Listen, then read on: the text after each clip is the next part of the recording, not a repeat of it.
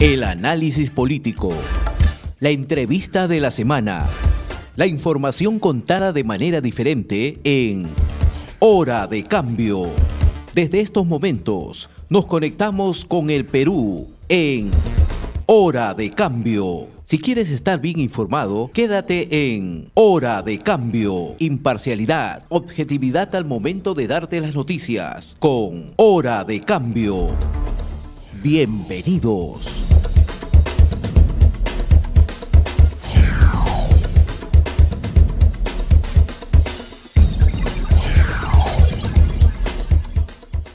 Vamos a conversar con el señor José Luis Bernuy, presidente de la Asociación de Pescadores Artesanales del Perú.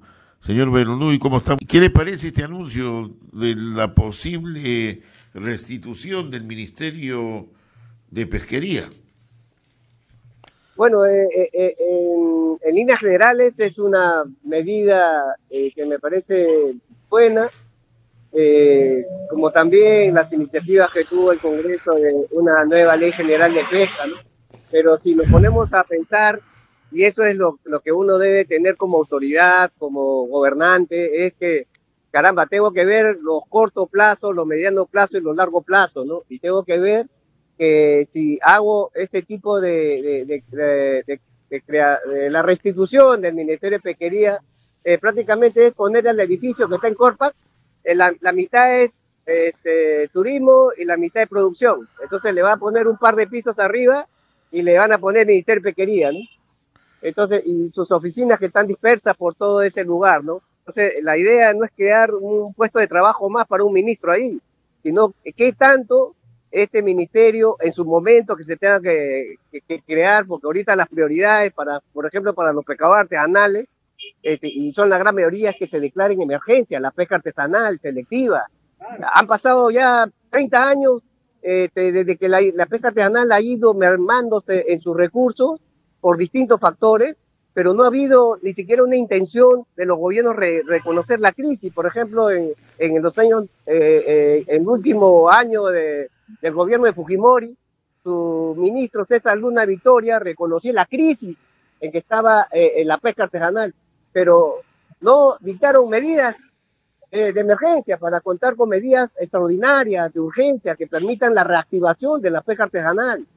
Entonces, si estamos viendo prioridades, los artesanales, a los pescadores selectivos, que son la mayoría del país, eso no es prioridad. La prioridad es que el gobierno debió haber inyectado 50 millones de dólares a la pesca artesanal para poder reactivarse, porque ellos no fueron beneficiados con los créditos reactiva, tenemos 60.000 millones, nunca llegaron a la pesca artesanal. Los bonos, 4.000 para 70.000, 9.000 créditos de 2.000 soles, que fueron al final como subsistencia para los armadores. O sea, ahí pensamos que el gobierno tiene que corregirse, tiene que, como dice el presidente, lo anunció en Chorrillos, lo van a poner a consideración del Consejo de Ministros, pero ¿es la solución? Claro. Ahora, cuando hablamos de pesca artesanal para ilustración de nuestros oyentes a nivel nacional, estamos hablando del consumo diario, ¿no? Efectivamente, el pescado para la alimentación de la población, casi prácticamente un porcentaje considerable va para el mercado interno, para la alimentación, pero otro porcentaje también va para la exportación. Y hay peces de exportación como el perico, la misma concha abanico que va para Francia, el perico a Estados Unidos, la pota, que son casi el 80% de las 500.000 toneladas, porque no hay hábitos de consumo acá en nuestra población, se va al Asia. Entonces, uno se pone a pensar, la contribución de la pesca artesanal en la seguridad alimentaria y nutricional nacional como mundial es significativa. Entonces, ¿en qué se está ayudando a la pesca artesanal? El combustible está caro, ahora la pesca ya no está en el norte, el fuerte de la pesca artesanal de recursos está en el centro-sur, y se tienen que asumir esos gastos de operación y el combustible. ¿Y qué hace el gobierno del presidente Castillo? Solamente palabras. Tenemos reuniones con los ministros, han habido 3, con el último que... Ya. Procedimientos que demoran, por ejemplo, esto de darle las palabritas, que ya después de 14 años ya le otorgaron siquiera para las palabritas, porque la gente lo consume en el norte y no le pasó nada, y ahora ya se puede extraer palabritas, ¿no? En vez de estar persiguiendo, porque ahora la extracción se considera ilegal cuando no está de acuerdo a la norma, Claro. y te mandan a la fiscalía. O sea, ya te mandan a ser procesado por delito A ver, ambiental. a propósito, el 1 de octubre se levanta ya la veda del Perico, tengo entendido, ¿es cierto? Sí, por la temporada, o sea, se nos viene esta temporada alta que comienza de primavera a verano, pero parece que la línea costera de estos últimos 3 años, incluido ha retrasado, ¿no? Y parece que ya no es para octubre, sino es para noviembre, se extiende este fenómeno, y donde las especies que son de la estación de esta temporada alta, que es alta, ¿no? Como otros recursos. Claro. Ahora, si bien es cierto, ¿por qué el pescado está tan caro? ¿Qué es lo que ha pasado ahí? Por ejemplo, ahora va a venir el Perico, pero su precio normal era 12 soles, el limpio, ¿eh? 12 soles, 13 soles, 14 soles. Ahora no baja de 30 soles el congelado inclusive, ¿no? El bonito está en 14 soles, 12 soles. Es decir, ¿por qué no baja el precio? ¿Qué es lo que genera el incremento de los costos en los mercados, en los mayoristas como Ventanilla, como Villa María del Triunfo, o Minca mismo, que son centros de venta de pescado? ¿Qué es lo que sucede con este precio? Mire, algo que los gobiernos del turno han querido siempre obviar, y esto ya tenemos 30 años de libremercadismo, donde el libre mercado es el que rige los precios, y el problema que tiene la pesca artesanal para poder llegar a pasar de una economía de subsistencia a una economía de acumulación es el sistema de comercialización. La flota de camiones lo tienen los privados, los comerciantes, los intermediarios. Entonces, el precio es de especulación. Por ejemplo, mire, en plena pandemia, en 2020, la flota levantó muy fuertemente, no lo querían comprar para exportarlo, y en los bueyes estaba a 50 céntimos el kilo. ¿Cuánto estaban en los mercados? 8 soles, 9 soles el kilo. El bonito, igual, levantó bonito, 1 sol el kilo en los muelles. ¿A cuánto están en los mercados? 10, 11, 12 soles el kilo. Entonces, a ese precio de especulación, siquiera que el artesanal contara como flota, por eso es que remarcamos, se necesita un decreto de urgencia. Tiene en sus manos el gobierno de este presidente Castillo para dictar un decreto de urgencia y reconozca que declaren emergencia la pesca artesanal, que nunca lo ha sido. Mire, han declarado en emergencia el sector agrario. ¿Cuántas veces? ¿Cuántas veces? Ahora, el sector turismo también, la pesca artesanal, acá hay mezquindad. Ya uno no entiende, ya eso es mezquindad. No dejarle un sector productivo que tiene que ver con la alimentación de la población, y más con esta pandemia, con la nutrición. Pero yo tengo entendido que el presidente les ofreció declarar en emergencia la pesca, ustedes se entusiasmaron, todo, y al final volvemos a conversar, ahora ya que termina septiembre, y solamente han sido promesas, no hay nada específico. Pero todo está quedando en palabras, y creo que a veces el anuncio del presidente, yo creo que tiene que recuperar la credibilidad en los pescadores artesanales, porque acá el 18 de mayo sale una ley que realmente va a marcarle un horizonte distinto en valor agregado a la pesca, a la captura artesanal, como es la ley que aprobaron por 105 votos de 107, porque le hicimos entender a los congresistas que era una ley muy importante, la ley de compras estatales a los pescadores artesanales, iba a marcar un horizonte distinto, de darle un valor agregado. Lo objeta el presidente de la República con su presidente del Consejo de Ministros. ¿Y por qué? Para Cacualibarma, que no le sirve a los pescadores artesanales, que le sirve a los intermediarios, que le venden a Cualibarma, pero no a los pescadores artesanales. Y la ley de agricultura familiar también, que con una serie de argumentos objetaron la ley y ya la han devuelto al Congreso. Entonces uno se pregunta, ¿no? ¿Qué credibilidad podemos tener ya en el presidente si el mismo Poder Ejecutivo, con él a la cabeza, lo objeta y lo devuelve la ley de compras estatales a los pescadores artesanales, que hubiera significado inyectar 70 millones de soles a la pesca artesanal? Porque así como están reclamando la micro y pequeña empresa, núcleos ejecutores, Compras Mi Perú, le van a hacer una marcha a Palacio de Gobierno el 5 de octubre reclamándole compras estatales. ¿Por qué no lo hace con los pescadores artesanales? ¿Por qué? ¿Por qué creerle ahora? Ese es el tema. Tiene que corregirse el señor presidente, tiene que asesorarse mejor, su ministro también, Prado. Tenemos concha abanico, que por ejemplo en el Callao, sacamos una red de bentónico que demoró más de 4 años. ¿Por qué no se tramita rápido? ¿Por qué no se tramita rápido? Se hizo perder de 1.700 toneladas de concha abanico que hubieran servido para la alimentación de la población del Callao, se perdió. ¿Y ahora cuánto hay? 35 toneladas. Le vino un aguaje. Se le dijo, señores, autoricen la extracción para poder reinstalar en otras zonas y eso que la población lo tenga a disposición. ¿Por qué ese producto de la concha abanico tiene que irse a Francia como gourmet? ¿Por qué no los peruanos también tienen derecho a comer? La docena de conchas de abanico está ahora 20 soles, las grandes. Imagínense. Increíble, increíble. O sea, en la administración tenemos que los gobiernos regionales tienen los desembarcaderos pesqueros artesanales hecho un desastre, ya lo hemos hecho público. A propósito, ¿y cuál es el papel que juega acá la Sociedad Nacional de Pesquería? Mire, la Sociedad de Pesquería tiene que ver con temas de pesca industrial. Ya. Estos son pesca artesanal, pesca de consumo, tiene que verlo el Ministerio de la Producción, que es el órgano rector de la pesquería. Tiene que verlo los gobiernos regionales que tienen competencia, pero estos gobiernos regionales se preocupan más en robarle a la gente, porque son y buena parte de gobernador está preso. Sí, pues, cierto. Y tenemos los desembarcaderos que por la ley de descentralización y la ley de regionalización le tiene que ser transferido. Lo construye el gobierno nacional, invierte el gobierno nacional con dinero de todos los peruanos, se lo da a los gobiernos regionales y la mayoría se lo agarran los gobiernos regionales. Y encima los gobiernos regionales, en vez de cumplir con la 014, por eso es que estamos planteando sea por decreto de urgencia o sea por ley del Congreso, que lo vamos a proponer nosotros un anteproyecto de ley, tiene que darse la fuerza de ley la 014 para que los desembarcaderos pesqueros artesanales que se invierten millones, está entre 10 a 54 millones, los desembarcaderos no les sirvan de agencia de empleo y su caja chica de estos gobiernos regionales que para todos estos años de descentralización no le ha servido nada a la pesca artesanal, no le aporta nada a los gobiernos regionales, inclusive hasta el DPA Chimbote, por ejemplo, es un caso patético, que un desembarcadero que es construido por el gobierno nacional a través de Fondepes, lo despedazan y dicen, un pedazo voy a rondar del muelle para poner un grifo, pero yo me agarro la merced conductiva que es de 8.600 soles, me lo quedo yo para mis gastos como gobierno regional.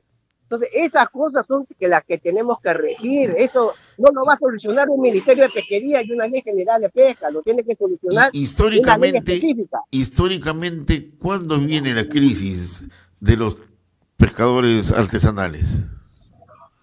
Mire, el problema en el comercio comenzó con esto del cólera, que le echaron la culpa, el ministro Vidal Laiseca en salud le echó la culpa al pescado, porque había buen consumo de pescado y marisco, pero le echaron la culpa que el pescado era el portador del virus cólera.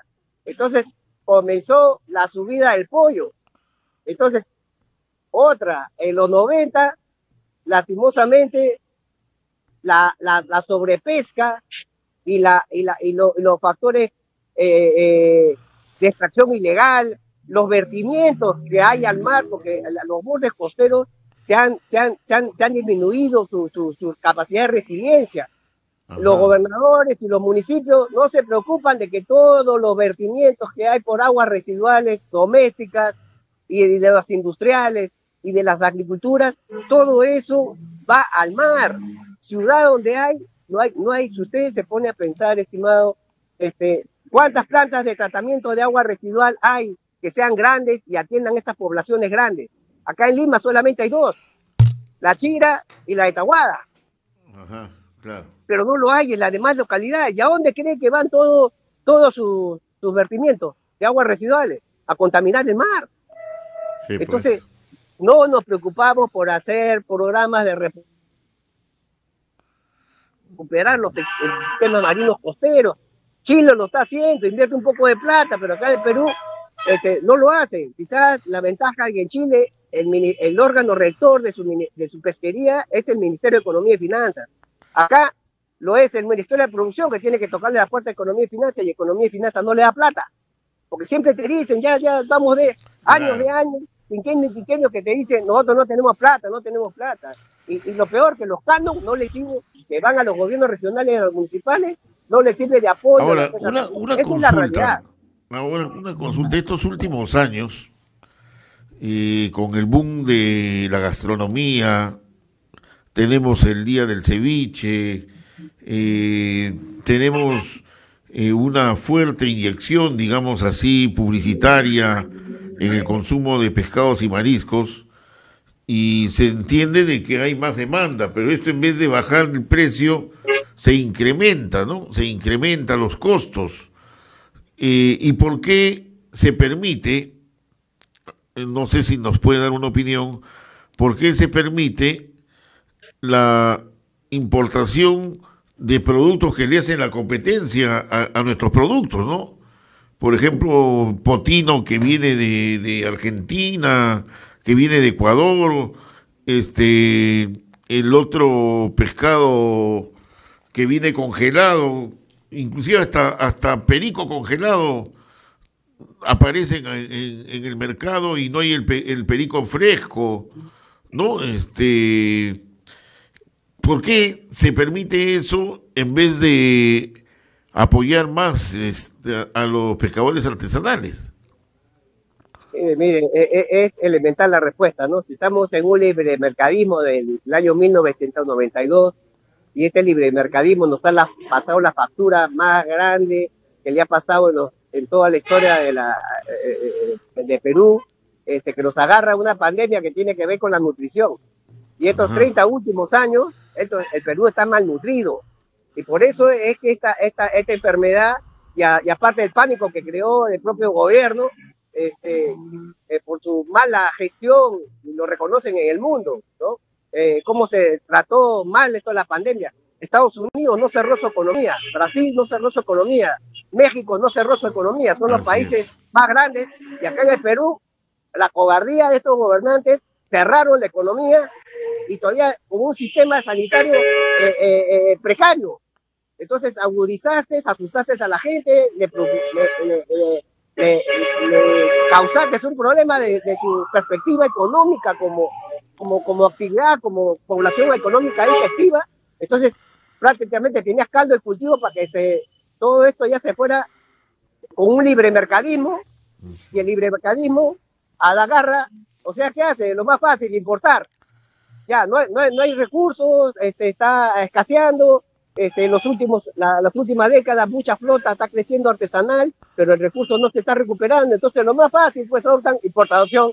Perú prácticamente se ha vuelto un país mercachifle, todo le importa. Todo lo que venden los grandes malls es importado, chino, asiático. Sí, pues. Por eso que la gente reclama. Entonces, en el alimento, la gente se contenta con un vasito de yogur para sus hijos y una galletita o un chisito para su desayuno. Entonces, estamos sembrando ¿qué? Que los próximos años vamos a seguir gastando en salud, en hospitales, en médicos y medicinas y en inyección, en vacunas. ¿Por qué? Porque tú mismo, uno es el resultado de lo que come. La NEPAV integra la Comisión Multisectorial de Seguridad Alimentaria y Nutricional, un plan y una estrategia hasta el 2021, que ahora que va a replantear, que va a mejorar, pero te decían ahí, oye, preocúpate por la nutrición, y hasta claro. Un grupo mundial lo recomendaban. Bien, señor Bernoulli. Ese es el problema. Claro que sí. Vamos a estar a la expectativa, vamos a ver qué pasa, o simplemente fue una salida del momento, este anuncio que hizo el presidente Pedro Castillo en la creación del Ministerio de Pesquería. A propósito, si la gente no conoce, el Ministerio de Pesquería es donde ahora está pues todo este centro complejo del Museo de la Nación, ¿no? Donde está el Teatro Nacional. Todo eso fue creado en la época de Velasco, pues, ¿no? Efectivamente. Y ladrillo, fierro y cemento, o sea, ministerio, cambiarle de camiseta y ponerle a un piso de arriba Ministerio de Pesquería, no va a solucionar. Claro, sí. Hay que establecer prioridades. Políticas.